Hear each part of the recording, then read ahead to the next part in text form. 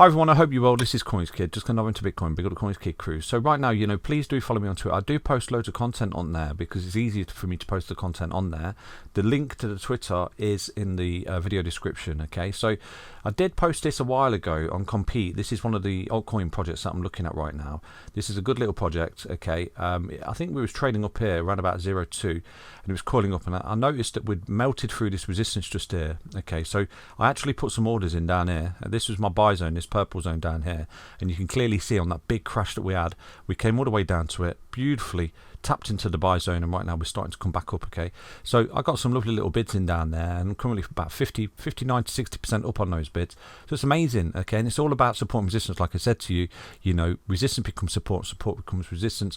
When you're starting to take off into space, don't buy the big green candles, always buy the big red dildos. And right there, that was a beautiful little red dildo to get involved on. Back tested that previous resistance and support, came up, double tap, high low, boom, we're breaking out here. We're looking pretty tasty going forward. So Compete, fantastic little area. I do post these on Twitter, okay? A lot of projects and things like that. For example, this is a little trade.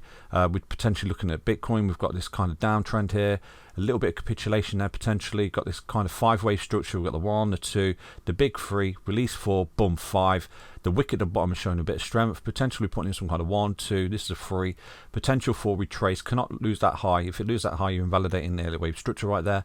If this coils up and breaks, this could potentially be some kind of impulsive move here for Bitcoin off the lows, or obviously a retracement. Let's not get too excited, but I would be looking at that minimal target 1618 around about $17,298. So these are the things that I do post on Twitter, okay? Just if we take a look, there was a XRP, that's Sam Hayek, bless her, 56 years old. There was an XRP update yesterday. XRP long, the blue, long to blue with a stop loss on the red. So basically this worked out beautifully. I've actually took profit on this trade right now, and potentially it's going to keep going into space, isn't it? But just there, look at the wick. We came back down, we double tapped it at high low with my stop loss on there, never got stopped out, and boom, we've come up. That was a beautiful little trade for me right there for XRP. And this is what I do, I post these things on Twitter. So this is another thing, I still think that what we've seen here, I still think that this BTT is the last wave down. The trend will end, and when it does, you'll soon forget about the depression and then ride many 1618 targets up. Patience, okay? So I still think personally that we got a bit of a top last April, and we put in a 5-wave structure down, which was an A leg. Then we put in a regular high, which was a B leg, and right now we're in the sort of ending C leg. The question is the C leg finished? Is it over? We got lower to go by the end of the month or next year? Who knows?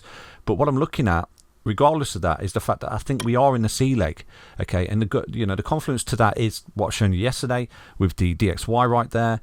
We've got other altcoins, the likes of XRP, Chainlink, Ethereum, all those coins that are potentially in their C leg as well.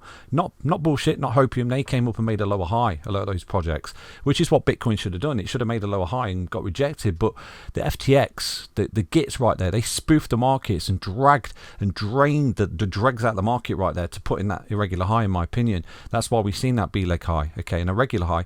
And right now we've come down. We've just completed the 3rd wave, in my opinion, in June, and then we're coming down in this final C wave. Potentially, again, not got a crystal ball, anything can happen, okay?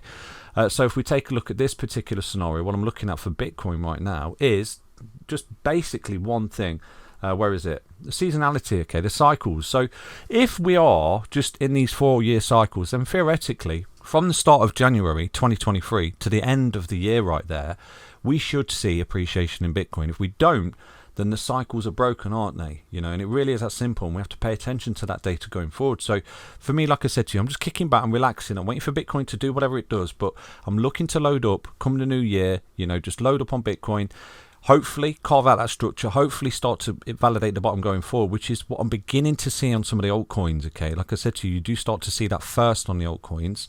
If we see that structure going forward and we do start to come back up the stairs, and the DXY is rolling like I showed you yesterday, it's coming for that deeper correction, then 2023 is going to be fruitful. My theory that we've got an impulsive move from the 2022 into 2023 is going to be just, okay?